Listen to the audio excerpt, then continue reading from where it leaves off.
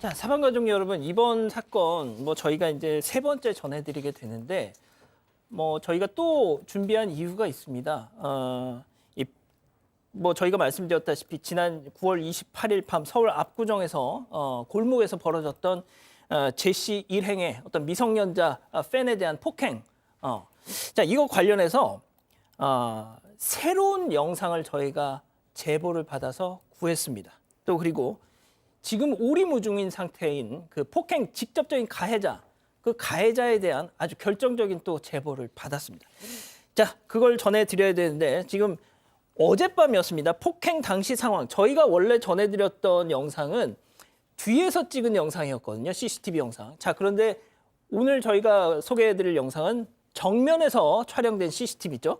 네, 맞습니다. 이 새로운 각도로 찍힌 CCTV 영상을 저희가 제보를 받았는데요. 기존 CCTV 영상은 좀 폭행 장소에서는 멀찍이 떨어져 있어서 정확한 상황은 파악하기가 조금 어려웠습니다. 이 CCTV는 폭행 당시에 바로 위쪽에서 찍힌 영상인데요. 당시 상황이 더 구체적으로 담겨 있었습니다. 영상을 보면서 설명드리겠습니다. 예, 보여주시죠. 네, 피해자가 사진 요청을 위해서 제시 일행에게 조심히 다가가는 모습인데요. 근데 코알라 프로듀서가 싸울 듯이 이렇게 피해자에게 가까이 달라붙습니다. 제시가 이 코알라의 팔을 잡으면서 말리고는 피해자에게 좀 정중하게 거절하는 모습이 담겨 있는데요. 그런데 이때 일행 뒤편에서 한 남성이 걸어 나오는 모습이 보이시죠? 예. 네, 이 사람이 바로 가해 남성입니다. 다른 일행이 흥분한 코알라 프로듀서를 말리는 동안 이 가해 남성은 이 상황을 좀 뻔히 지켜보면서 다가오고 있습니다. 이를 본 제시가 남성이 말리려고 팔을 뻗는 순간에 이 남성이 그대로 피해자의 얼굴을 가격해 버립니다. 이후 폭행이 이어졌고요. 제시 일행 중 여성이 가해 남성을 골목 반대편으로 끌고 갑니다. 그렇게 남성은 현장에서 사라졌고 제시와 남은 일행 역시 이 가해 남성이 사라진 방향으로 가버리는 모습입니다. 자, 그 제시 씨가 이 사건이 벌어지고 나서 소속사를 통해서든 변호인을 통해서든 줄곧 얘기했던 것이 처음 본 사람이다. 네. 예, 처음 본 사람이다. 이 논리였는데, 자, 앞서 영상을 보셨다시피 뒤에서 이 처음 코알라와 이 피해자가 시비가 붙었던 그 상황을 지켜보고 있다가 갑자기 이렇게 튀어와서 본격적으로 폭행을 하더란 말이죠. 그렇죠. 어. 처음 본 사람이라고 보기엔 좀 어려운 상황이기도 하고요. 지금 보면 앞에 찍히기 때문에 피해자가 위협적인 모습을 보였기 때문에 코알라 프로듀서가 했다고 이제 얘기를 했었는데 보면 위협적이지 않습니다. 저 사진 좀. 예, 그 정도예요. 그 정도고 코알라가 위협적이고요. 또 이 지금 피해자가 이 영상에 대해서 얘기를 좀 하면 제시 해명에 대해서 비판을 많이 하고 있는데 그 부분입니다. 가해 남성이 처음 보고 그날 폭행했다고 얘기를 하고 있는데 지금 보면 계속 같이 서 있었던 걸로 보이고요. 제시 일행하고. 또 가장 그렇지만 제시가 폭행을 말리긴 했지만 소극적이었고 가장 결정적인 부분이 있습니다. 이게 끝나고 폭행 후에 가해 남성하고 이 제시 코알라 등등 제시 일행들 모두 같은 방향으로 가버리는 모습이 포착이 됩니다. 피해자 입장에서는 당연히 같은 일행이라고 생각할 수밖에 없고요. 그래서 또 그렇게 주장을 하고 모르는 사람이라면 같이 같이 왜 갈 이유가 갑니까? 없죠. 폭행을 했는데 또 이제 피해자 입장에서는 상당히 정신적 스트레스를 받은 상황이라고 하네요. 자, 여기서 더 주목을 해야 할 것이 저희가 지금 보시는 저 새로 제보받은 영상을 구하면서 가해자의 얼굴을 정말 근거리에서 정면으로 잡을 수가 있었습니다. 그렇죠, 팀장님? 그렇습니다. 지금 영상을 보게 되면 저 가해 남성이 걸어오는 모습하고 그다음에 얼굴이 거의 정면에 각도로 찍혀 있거든요. 그런데 문제는 너무나 늦은 새벽이기도 하고 화질이 좋지 않았기 때문에 얼굴이 정확해 보이지 않고 흐릿하게 보이기는 합니다. 하지만 가해 남성의 체격이라든지 머리 스타일 같은 경우는 확인할 수가 있고요. 또 핵심은 뭐냐면 가해 남성에 있는 문신인데 두 팔에 문신이 있는 걸로 보이는데요.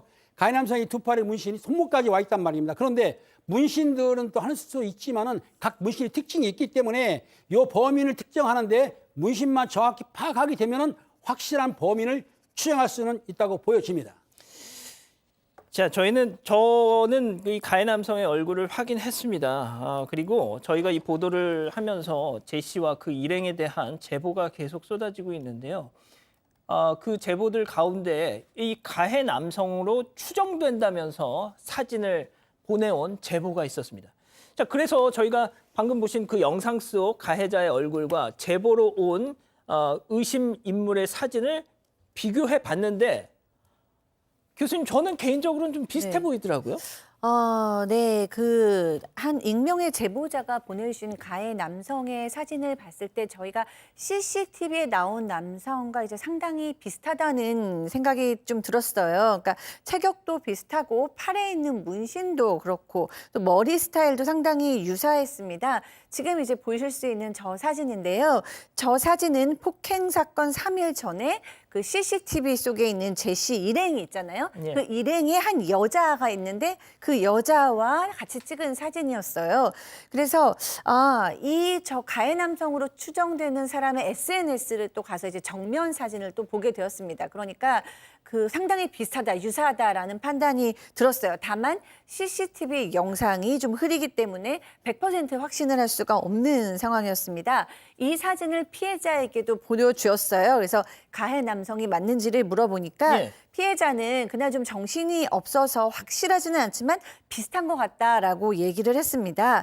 그리고 현재 경찰은 가해 남성에 대해서 전혀 확인해 주지 않고 있습니다.